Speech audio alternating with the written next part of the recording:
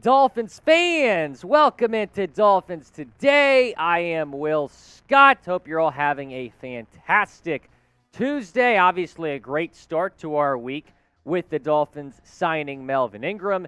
And on today's show, I want to discuss the Dolphins breakout candidates. Who on the Dolphins is going to have a breakout season?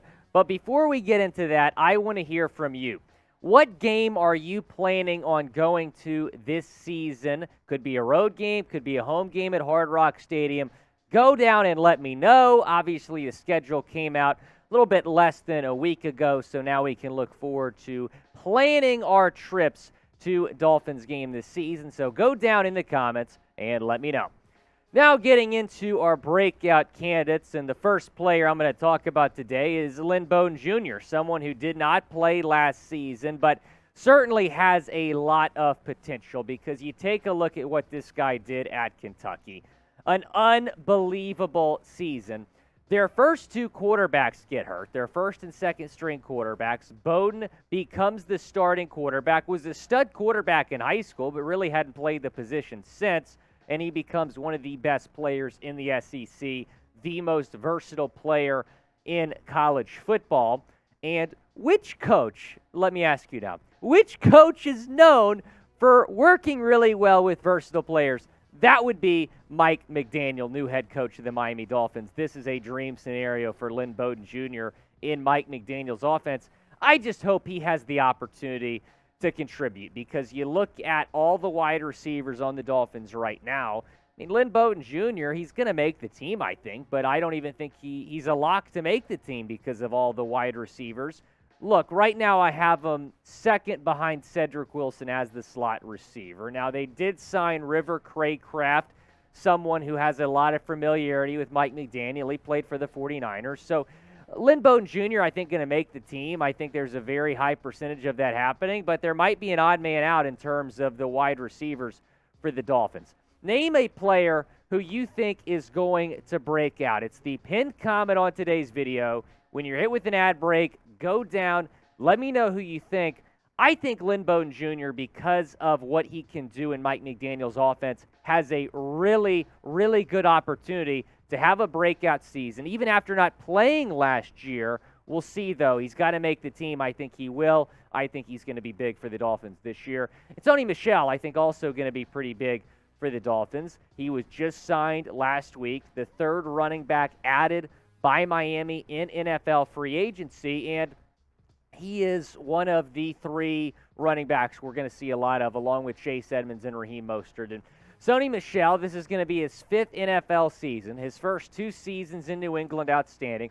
Kind of had a drop-off year in 2020, and then after the Cam Akers injury last season, he becomes the Rams' primary running back, led the team in rushing yards during the regular season, was a big part of a team that won the Super Bowl. That being said, don't be shocked if Sony Michel becomes the primary back. I'm not saying he's going to be RB1 for the Dolphins. I think it's going to be Chase Edmonds, but a couple people in the office when he got signed were like, he's going to be RB3. And I'm like, no shot. This guy, at the very least, is going to be RB2. I think he's going to be in front of Raheem Mostert. That being said, I think they're all going to split carries fairly evenly, but Sony Michel, based on the fit in Mike McDaniel's offense, and I've said it once, I'll say it again, but the offense that he ran with Sean McVay in L.A., very similar to what Mike McDaniel is going to run in Miami. So I really like this fit with Sony Michel. I think he might go back to being New England Patriot Sony Michel. The productivity we saw from him in his first two NFL seasons, I think he can become that player, maybe even a better player than that in Miami. Before we get into our next player, we are so close to 25,000 subscribers here on Dolphins Today.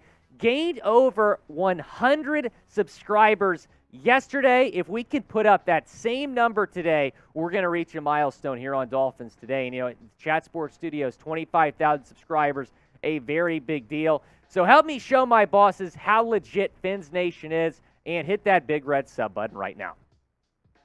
Let's get into my next player, and this is obviously the guy we're going to be talking about in terms of having a breakout season. That is quarterback Tua Tagovailoa. The guy won games in his first two NFL seasons. Taking a look at his stats, 27 touchdowns, 15 interceptions, over 4,000 passing yards, 66% completion percentage. That's one of the best in the leagues, best in the league at the quarterback position, one of the best. So the accuracy is there for Tua, right?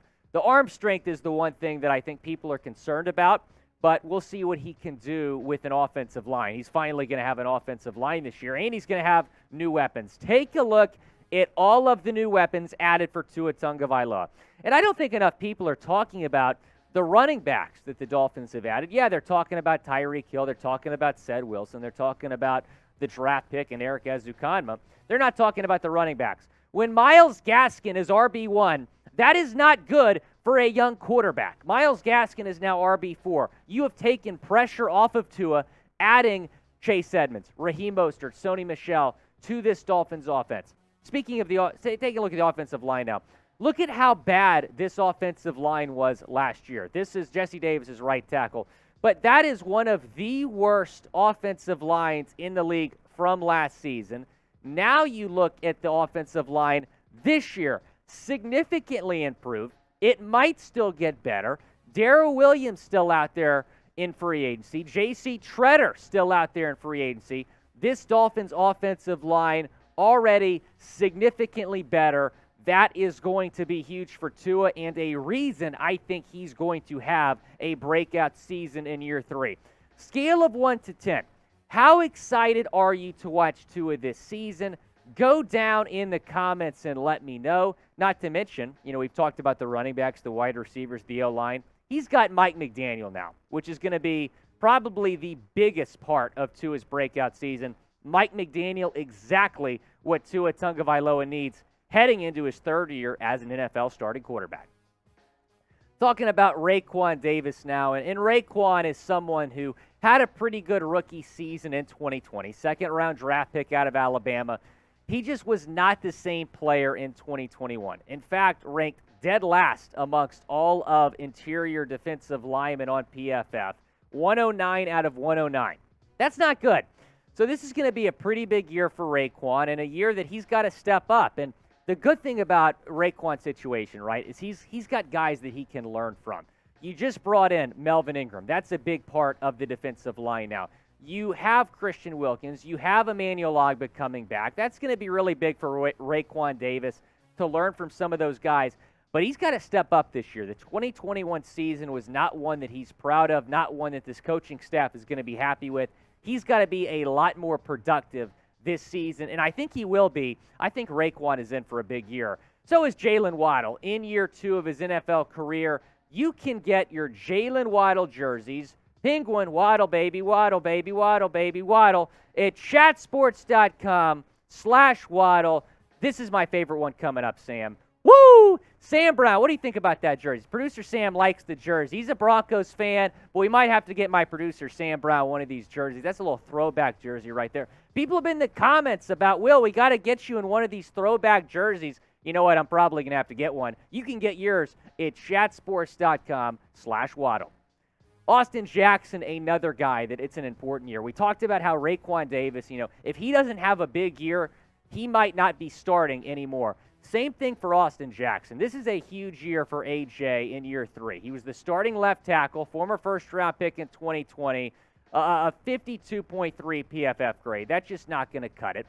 And then starting left guard in 2021, 49.9 PFF grade. Both of those grades toward the bottom in terms of PFF ranking. So that being said, AJ is going to be on a short leash this year. He's got to step up, right? And AJ has a lot of potential, and I think the Dolphins coaching staff believes that, which is why they haven't signed a guy like Darrell Williams in free agency to put at the right tackle position. Austin Jackson was not good as a guard last year because he's not a guard. He's more of a tackle. He wasn't good in 2020 because that was his rookie season, right? So you have to consider that and consider that maybe year 3 is going to be the year that he steps up. I think Austin Jackson is going to surprise some people this year, and I believe in him at the right tackle position. That being said, would I rather have Darrell Williams? Yes, but I think the reason they haven't signed Williams or anybody else at that position is because they believe Austin Jackson can get the job done based on what they've seen from him, maybe in practice and maybe in the offseason. Pick a right tackle, though, because this is going to be the competition in camp for the Dolphins. It's either going to be Liam Eichenberg or Austin Jackson protecting Tua's blind side. Go down in the comments section. Let me know who you would rather have starting at right tackle for the Miami Dolphins this season. Talking about some social shout-outs now. Appreciate all of you for retweeting my tweet yesterday. It kind of blew up on Dolphins Twitter, so y'all were a huge part of that. Appreciate y'all. My guy Bobby was the first one. He's a great, great follow if you're a Dolphins fan. And moving on to my guy Ryan here, Jerry Alberry as well. So many social shout-outs to give as we continue to push the JC2 Miami narrative. Hashtag JC to Miami. Let's make it happen. Thanks to all of you for retweeting my tweet yesterday. And thanks to 1017 man for the super thanks.